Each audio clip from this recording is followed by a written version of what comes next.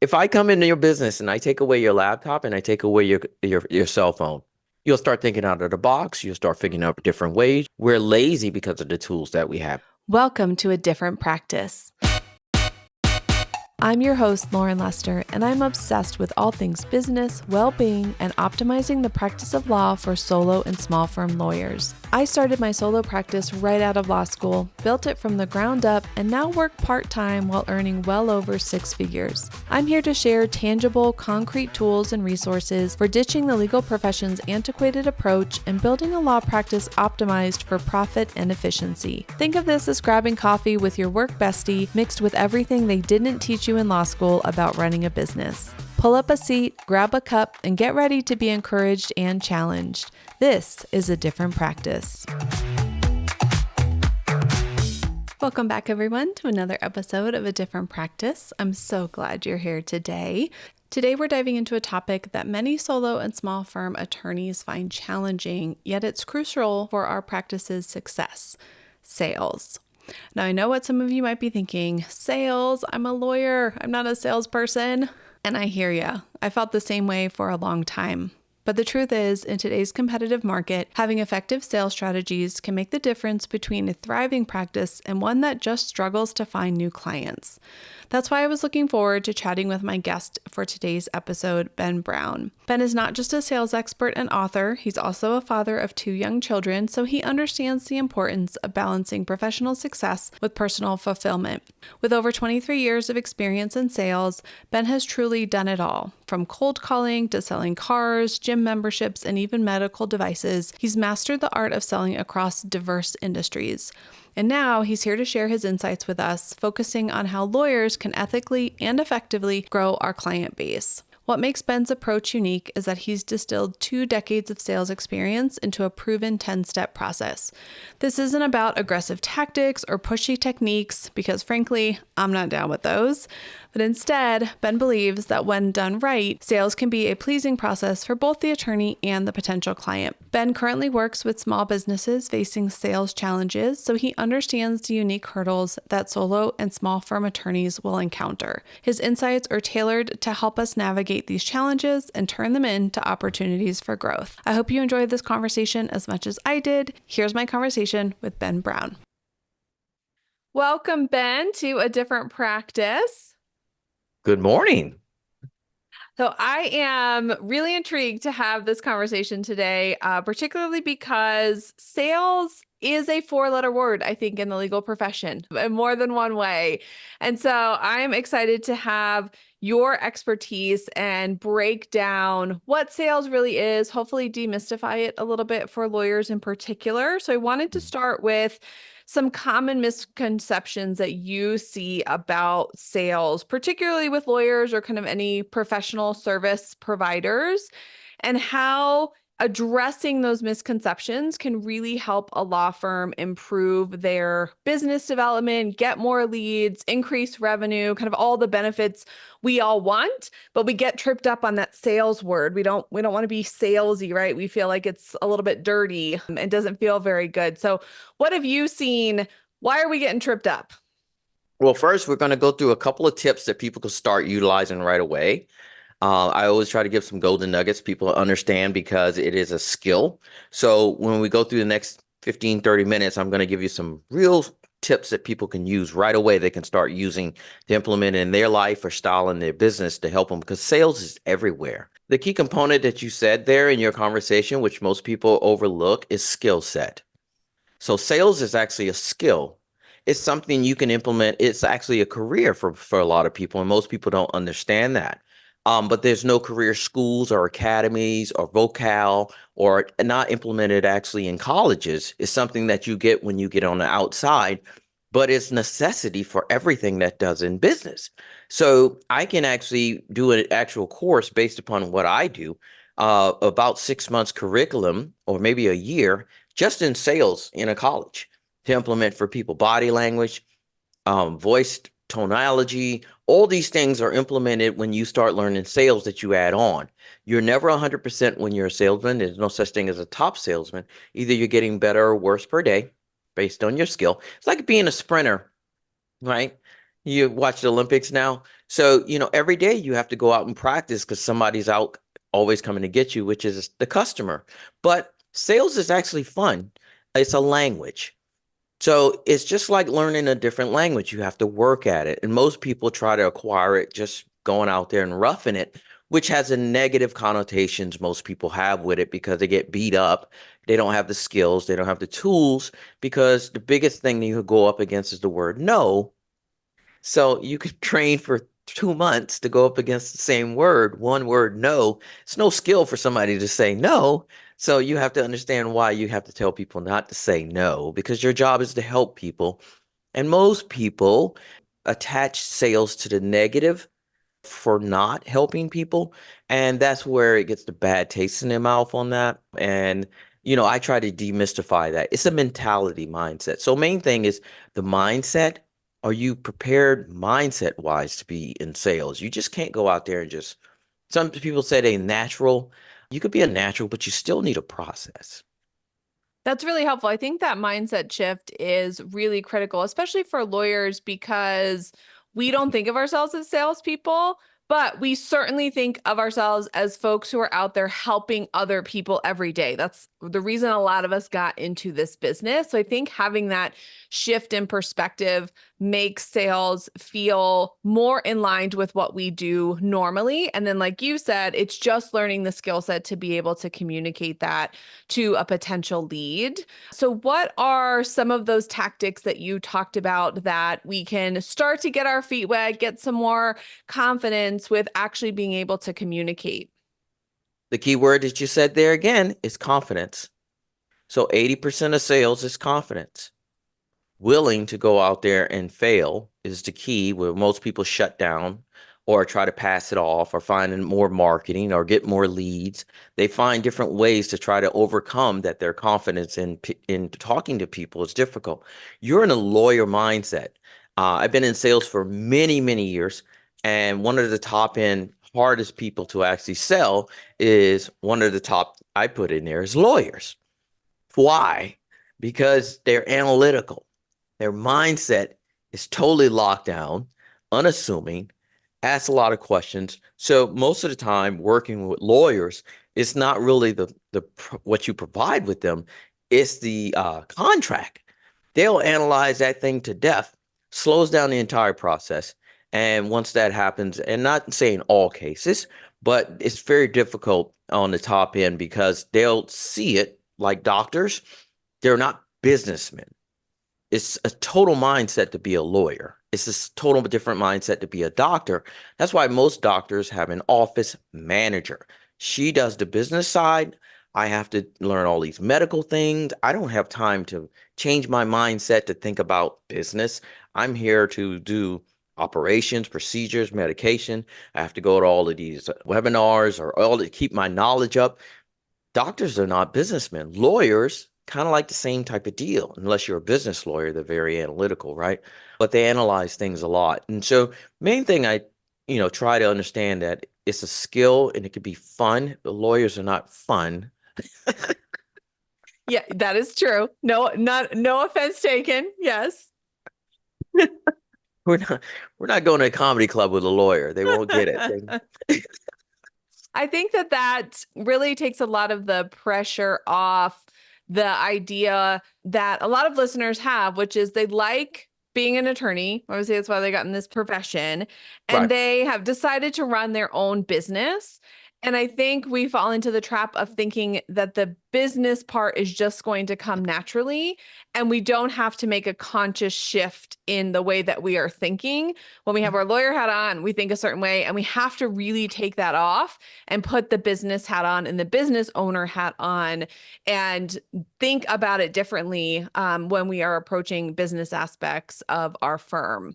Some of the smart lawyers have what's called onboarders, which are basically salespeople for the lawyers to bring people in because lawyers cannot be predatory by law. Imagine if that was the case, it would be cruel. Sometimes you have a legal thing and your mailbox is full of advertisement, first to market, especially when it comes to auto crashes and, primary things like that. And so the law said these guys are way too smart. We can't have them going out being predatory. They have to see you first. Like I've done it many times where I did a referral and I'm like, call them. He's like, I can't. They have to call me. Right. And so, that's the deal. Look at the books every time you guys do, interviews and stuff like that in the back, your law books. I mean, it's a Encyclopedia Britannica times 20. I don't know if people understand what I just said. Encyclopedia Britannica. That The little bit young ones gotta go dated. look that up. Go Those Google are that. books that we used to use to refer.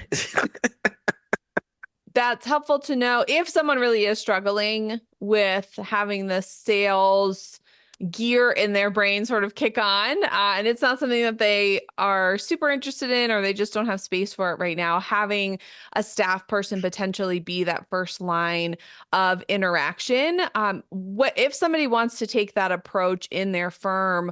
What are some things that they should be thinking about if they're having their staff kind of be that main sales engine? How do they make sure that that person is communicating the type of messaging, information that the lawyer would want to have a potential lead learn about to learn about their business? One of the keys that you said in there, messaging. What is your process? Get them trained. And that's why people always, in the last 20 years, spend so much money in advertisement because it's at bats in baseball. If I give you 80 at bats, you probably hit, one or two. If I only gave you four, you probably get zero. So advertisement is at bats. And most people don't look at what is your conversion. Conversion is a process that's measured.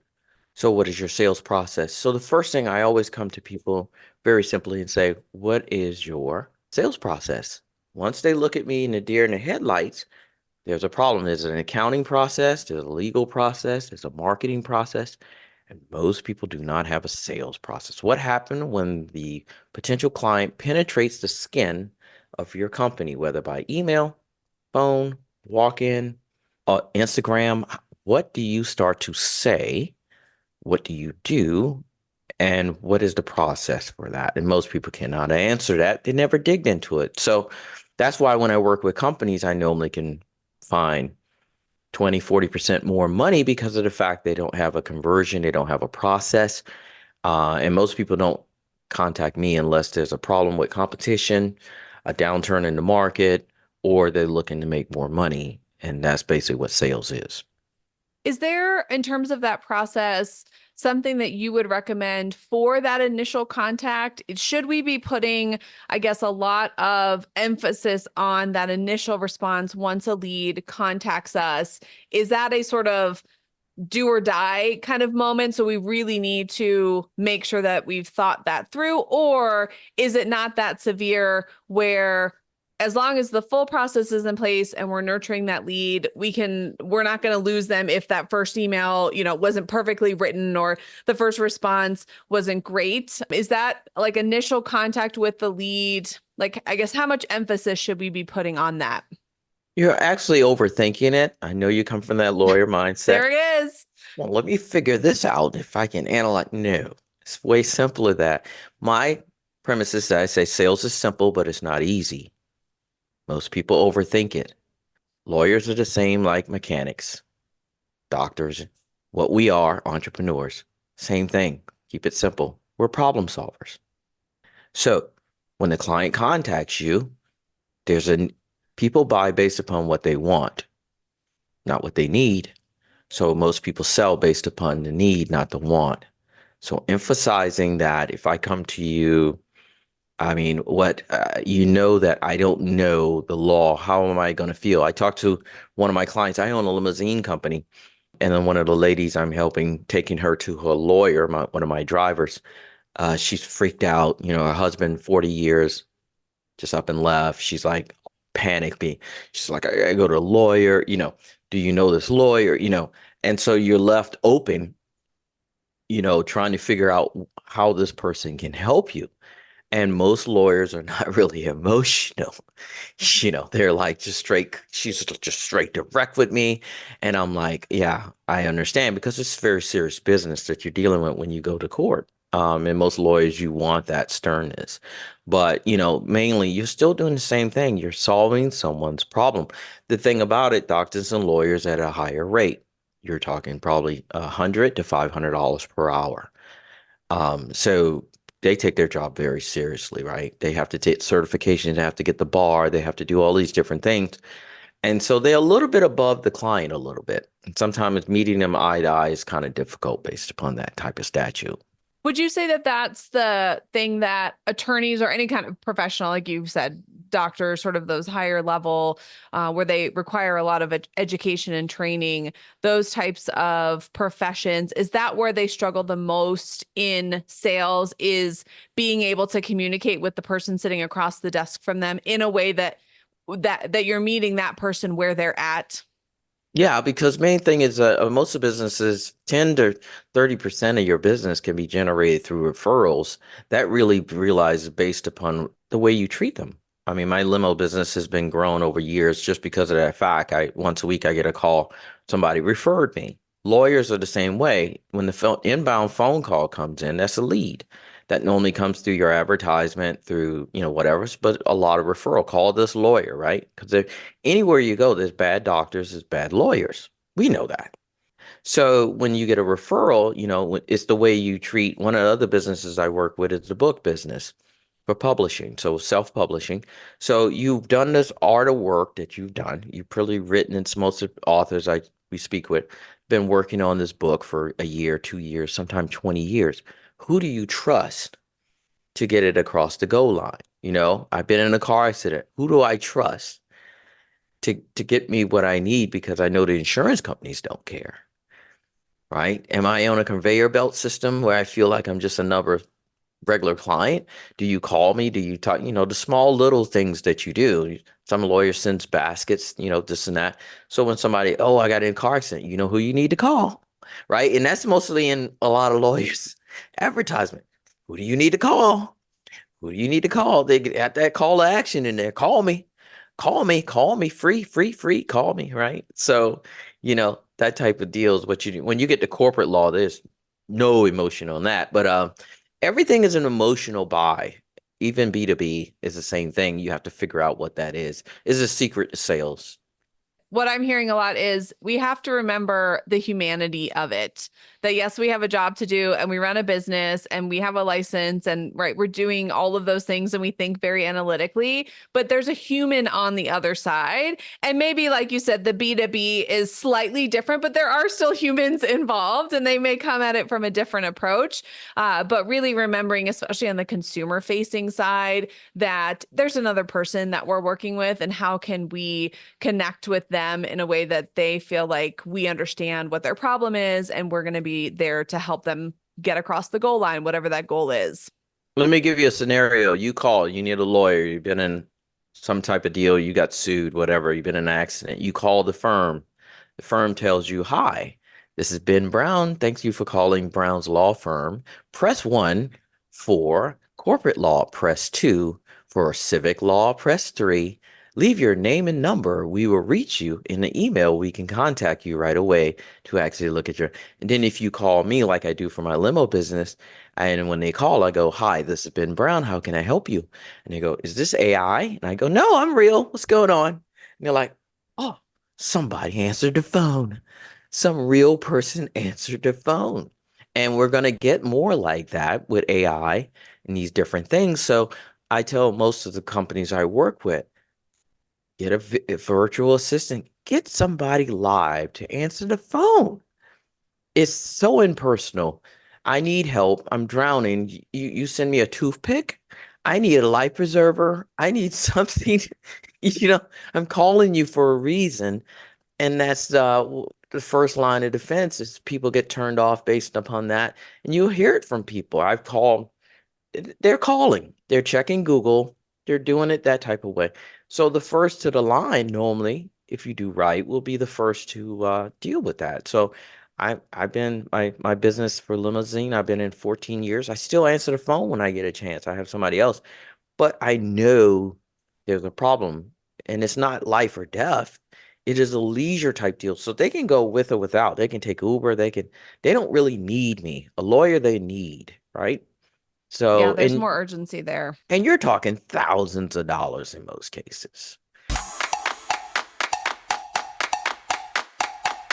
I think there's a balance between the systems, which I love, and as a true solo, like I don't have any staff, I really lean into how can I be more efficient using technology and using systems and cutting down on the tension and having folks take 10 steps to get something done.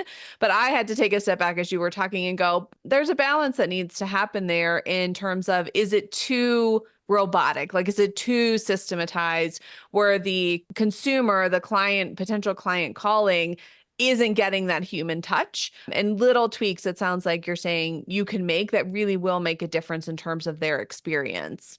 I've worked with lawyers. The main thing, it normally it's about 3 months for me to change that little mindset that they have, take them down a peg, and then teach them how to change because you've been automated by based upon what you've learned to be robotic and learn that you can have two different, you can be bilingual. So it's a taught skill to be bilingual to turn directly into sales because you could turn it on like that. And sales is everywhere. So if you have children, so I will ask you to, what is the purpose of a sale? To have a dialogue and communicate with a potential lead about the value you provide. No. No. Eh. Try one more time. I know you're gonna reach in your head. Come on. It's a conversation. Eh. Oh, I'm failing today. I mean, you do it every day, and you've been doing it most of your life. The purpose of a sale is to get someone to move. It's not sales is simple. It's not easy. So when a child comes and asks you, pick me up, pick me up, pick me up, pick me up, pick me up, pick me up, pick me up, it's a close. They don't care what's in it for them. They don't have to do a sales pitch. They're just closing you, relentless until you give in. So what happens in Western civilization? We teach our children not to ask. That's rude. I already told you no. Stop asking me. So you go through, and in society, we teach our children, if you want something, you need to go to school, get you a job so you can pay for it. You don't ask for it. Don't negotiate. You've earned it. Whereas when you go overseas, you'll find if you go to third world countries, you go to the markets, people feel uncomfortable because people are constantly asking them.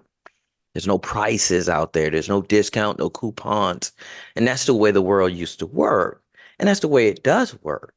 But we have the convenience of having a system there whether you can buy what you want based upon your education and what you earn. So you don't need to be uncomfortable. People know there's two things you're uncomfortable with: buying cars and houses. It's all negotiating, all this stuff. Oh, I got it. But a sales process is the salesman going through all of the headache to help solve the problem for the client, give them that extra push on finding out what they want. And so sales is everywhere. And so when I teach people, I give them the matrix. You've been living in the wrong world. It's around you all the time. You just never understood it. So once I get you to understand what that looks like, then I can work with you. It's the mindset. Oh, I get many clients 30 days later, like, now I get it. The light comes on. I'm like, now you understand what I'm trying to teach you. Because most of the time I was teaching people, but they couldn't get it. So now I have to change the mindset first. What you understand what a sales is, now you can stack on top of it the steps that you want and the skills, and it becomes easier and easier the more you practice. It is a skill, so you have to practice, but you don't practice on clients. Once that mindset does shift, what are some of the key metrics that you look at or that you have your clients look at for their business to sort of know that the needle is moving in terms of their sales process, their conversion rate? Like, what are some of those key indicators that really tells you, okay, we're doing something here? I love talking with lawyers. You put the answers directly into questions. It is the matrix. It is real. The conversion, the closing rate. It is those things that you visually see. I love doing what I do because it's not marketing, it's not theory. So we line up exactly. We assess what you're going through, how many people you're letting go, and then as we assess, one of my clients I use, I always say, from everything that we start from now, we mark down based upon what you've learned and show the increase in sales based upon that as we progress. And one of my clients easily in 3 months, $160,000 just based upon what they learned because they never done it. They didn't understand it. Now they're closing, they're understanding, okay, I let that one go. I messed up on my side. Most salespeople people try to do sales. Blames whom, Lauren? Who do they blame? The lead. Right. Who do you normally supposed to believe? Ourselves. Right. Who's most important, the salesperson or the client? I'm going to say the client. No. Okay. No, you provide the solution. Mm. They don't. Your job is to provide solution to as many people as you possibly can. I'm very important because I like and love the product that I provide. I can't help everyone, but I need to convert them so I can help them, right? You come from this mindset of helping. If you don't, that's where you get the rip-off artists and everything else. And those guys are really good because they really don't care. But they're talented. They don't care. They're just converting closing. You know who those people are, right? You've probably been in court with some of them. And that's where I think to where we started the conversation, why sales, I think, has such a negative connotation is because folks like that who are really good at the system and the sales process, but they don't have the empathy or compassion or sort of virtue behind it to actually help someone with their service. They just are very good sales people. And you can kind of feel that when you're talking to them. Okay, so I have four of the best salespeople in the United States. I gave you one was a child. Number four that I use is a homeless person. Now, nothing against a homeless person with an illness or a bad downturn. We all can be in that situation at any given time.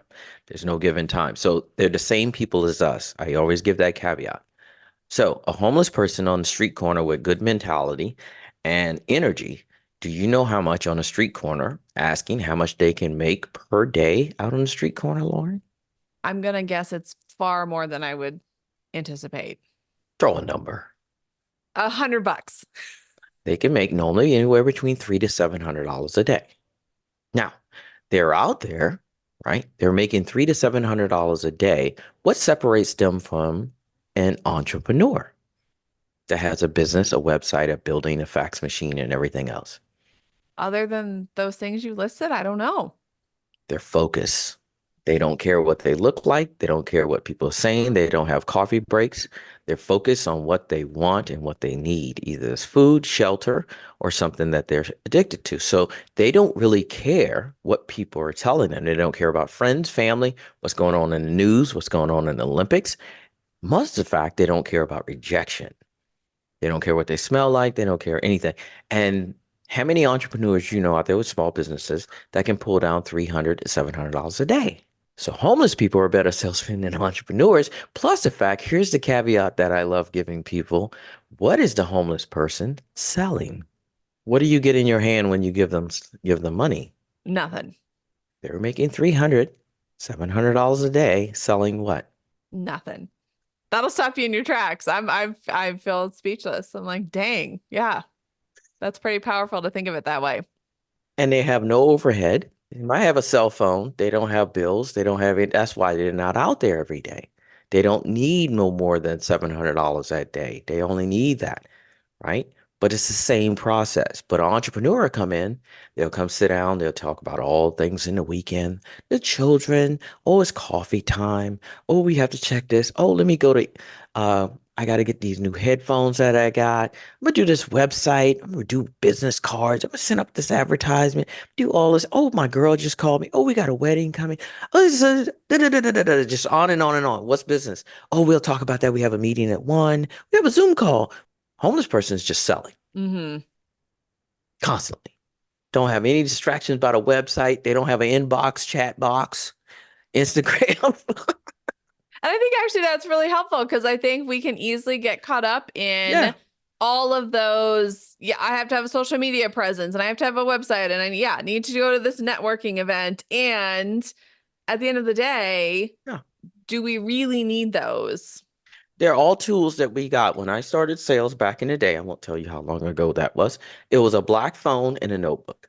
No computers, fax machine where everybody used 120 people in one room on the phone all day long. No looking at no screens, no emails, no text messages, just on the phone. 140, $180 a day. That's where I came from. So, and we were closing. I mean, just credit cards just started kicking in around that time. There, we had cell phones, didn't even utilize them. And then years later, we got computers. We were pissed off. We didn't even want them. It slowed us down. I got to type an email. I ain't got time for that. It's then on to the next call. A database. I got to check in the database and fill this thing out. I don't have time for that. It's all about the action. And so now people use those as their primary tools. When most businesses I come in, I can find money that they're missing because I get them to jump on this, pick up the phone and call them. Oh, we'll send them an email.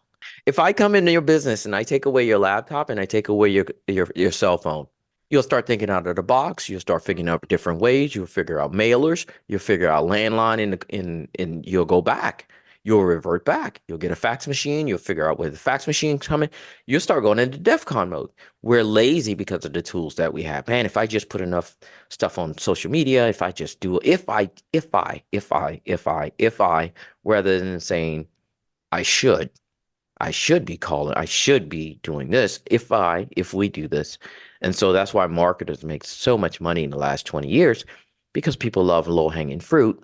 The more you send me, the more I can convert with my lack of sales skill. I'm thinking about for attorneys, like we sort of talked about, right? We can't just pick up the phone and say, hey, I heard you were in an accident. Let me help you. We have some constraints with our ethics requirements that maybe don't lend us to be the best for that like action oriented approach. So how can attorneys, without relying on those tools, because I do hear the benefit in that, and I can see even myself having done that, how do we bridge that gap between I can't just pick up the phone and cold call people because I'm not allowed to do that, but also I don't want to act like I'm doing a bunch, look at all my social media posts, but it's not really the action I need to be taken. Good question from a lawyer. How do we legally be proactive in our sales, Mr. Brown? All right. I love that. You have former clients that you still can contact, right? You have a newsletter list. You have a database. Most people just sell them and keep moving. They don't go back through. Do you have a referral program? Do you have a referral bonus program? Are you legally able to do that? If somebody sends you a referral, are you able to do something for them? Yeah, that'll depend on the state. I know here in Colorado we can't, but some states do allow for that. But knowing if that's an option for you. The main thing is actually doing that. You're selling your events that you're going to. Everything is a sale. What's going to put me in front of the most people? Am I speaking? Am I doing speaking engagement? Everybody, every lawyer, in every town you go, the bus is covered with a lawyer. The bus stop is covered with a lawyer. I mean, everything, the billboards is covered with the lawyer. It's like, what are you doing to reach people where your name gets out there? You're selling all day, but you're just paying big bucks for it. We know those billboards. As soon as you come in Tampa, man, boom, there it is. There he is. I know most of them. I'm like, man, he still got that same billboard 20 years later. So there's always different ways, and that's another thing working with a sales component, what you're legally able to do. So when you hire a sales consultant, instead of a marketer, I only work with people if they can benefit from it, unless they just want to learn the skill itself, which is two ways. Either we can analyze what you're doing, consultancy side, or I could be a coach to teach you how to change the vernacular. A lawyer's doing it in court. If they're doing trial lawyer, they're asking. So here's a golden nugget. The difference between a good and a great salesperson is a number of questions that you ask. Which we're really good at. So that should give us all a little hope. That's the thing that you have to understand. So lawyers are already doing it, but they're not doing it personable enough. So it's a little tweak there, which I could definitely see. This has been so illuminating. I feel like I'm gonna be marinating on this conversation for a few weeks now. I'm like, shoot, Different mindset. Yes, You've yes. been in the law mode. You guys have blinders. You guys are like locked in. You're the cream of the crop when it comes to you. That education has locked you in. PhDs and it's very difficult for people because they've been trained. They don't never been thought there was another way. You're a little bit above everybody based on your education. So you can't normally look down on people, but that's normal. That's human. That's the way we are. That's the way you have to be because you have to compete against what? Other lawyers in the system. Yeah, our education has been a blessing, but as most things, there's a other side to that coin that it definitely is limiting and makes us rigid and gives us such a narrow perspective. And if we're going to run a business and be a lawyer and an entrepreneur, we have to broaden our perspective and include all of those business mindsets that we need. Thank you so much for your time and giving us so much insight and helping shift our perspective, broaden our perspective. If anyone is interested in learning more about you or your program, where can they go? Well, I have the book Master How to Close in the Sale, which is a very simple, thin book that can go through the understand the 10 steps of sales. And then you on my website, which is 360 Sales Consulting, and on there you can also click a link where you can schedule a free call for an assessment based upon that and helping people get what they want. So I tell people if you like what you do and you love what you do, sell it. Perfect. We will link both of those in the show notes so folks can easily access them. Thank you so much, Ben, again for your time today. This really was enlightening. Thank you. Have an awesome day.